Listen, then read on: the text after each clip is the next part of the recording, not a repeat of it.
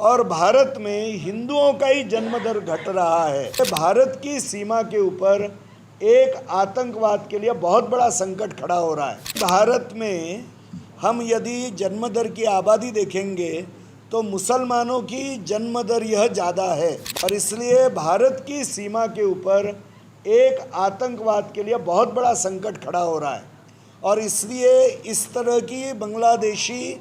और रोहिंग्या मुसलमानों की इतनी बड़ी आबादी भारत में यह हमारे अंतर्गत सुरक्षा के लिए भी और हिंदू आबादी के जनसंख्या के असंतुलन के लिए बहुत बड़ा संकट है। चौथा विषय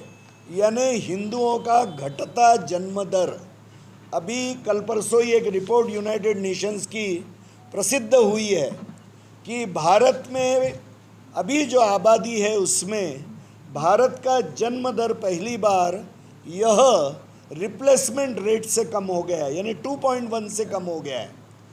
यदि भारत में हम यदि जन्म दर की आबादी देखेंगे तो मुसलमानों की जन्म दर यह ज़्यादा है भारत में और भारत में हिंदुओं का ही जन्म दर घट रहा है और इस कारण से भी देश में एक जनसंख्या में असंतुलन हो रहा है और इसलिए विश्व हिंदू परिषद का यह आग्रह रहेगा कि हर हिंदू परिवार में 2 से 3 बच्चे कम से कम होने ही चाहिए यदि हिंदू समाज की भविष्य में रक्षा करना आवश्यक है तो। और इसलिए जो 3-4 कारण आज असंतुलन के निर्माण हो रहे हैं तो मतांतरण को रोकना,